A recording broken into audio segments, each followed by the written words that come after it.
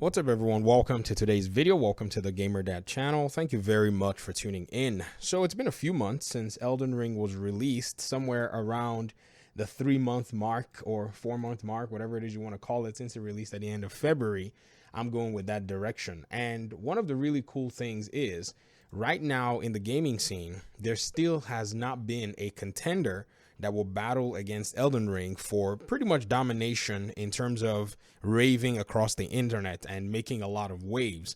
There is something special about this game, but nothing that is way out of the ordinary. I think what is special about this game is what should have been normal in many video games, and people just seem to enjoy that. When you pay $60 or whatever you're paying for this game, you're going to get over 100 hours of content already packaged into the game. You don't have to necessarily go buy DLC or whatever it is.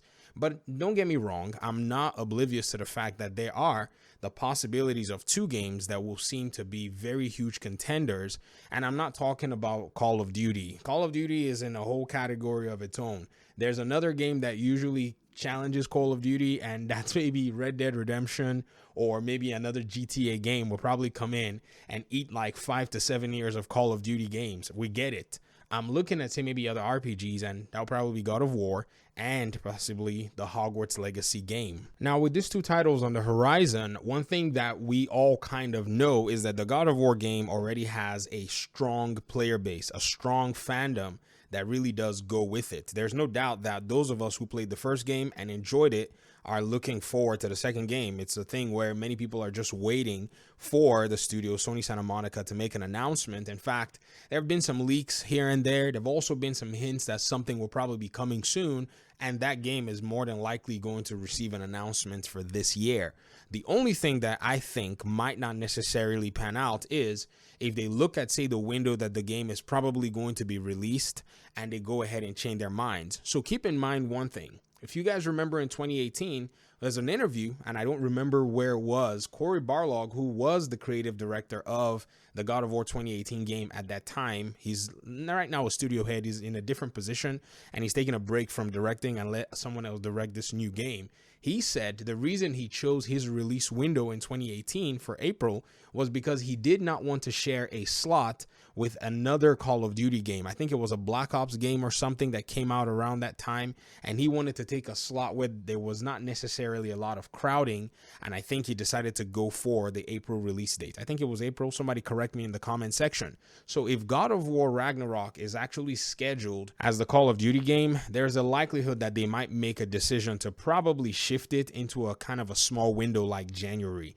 Now, if they tell fans, hey guys, you are trying to bring this game out, but we think January is going to be a better time, I think that will probably bode well for a lot of people. Max, they could actually say February, because there really doesn't seem to be too much of a contention for those 2-month slots. January doesn't really release a lot of video games, though, if for big names or whatever. But if a big name game were to drop in January and they open up pre-orders the previous year, they'll be able to maximize sales. They'll be able to let the Call of Duty fiasco or the noise kind of simmer down before anybody takes all their shine away. The mistake that was actually made in terms of video game releases this year was that Horizon Zero Dawn pretty much made the same error twice. Their first release was overshadowed, I think it was by Zelda, the Breath of the Wild game, which was a big, huge game that was coming out in the same genre. And then when they dropped the Horizon Forbidden West game, they dropped it literally at the heels of Elden Ring. And so these two games just overshadowed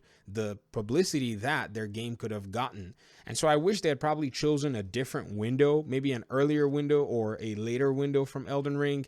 That would have probably put it on the map and not let it just basically sing in the entirety of this particular game.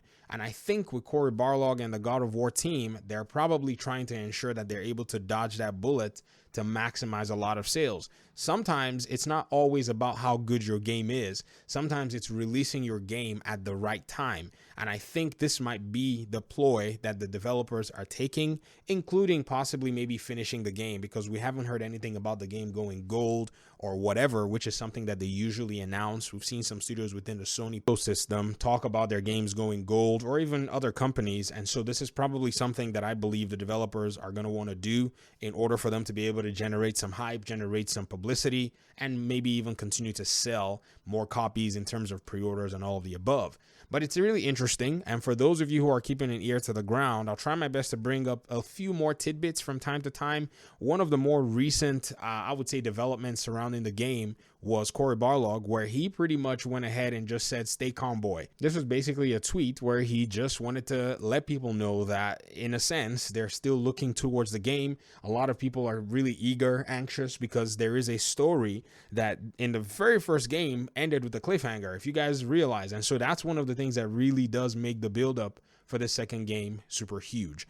But anyways, these are some of my thoughts regarding all of this. I'm kind of in a place where I don't know if they're going to be releasing the game this year. I would hope that they release it this year, and if they can, they probably need to take advantage of the windows that are closing in. I mean, a September release date is not an unwise choice. In fact, I think they need to jump on that, because at least they'll get 2 months before Call of Duty in November, and this is probably going to work. But if the game is not ready, there's nothing that they can do at this point. They're probably going to have to just maybe wait.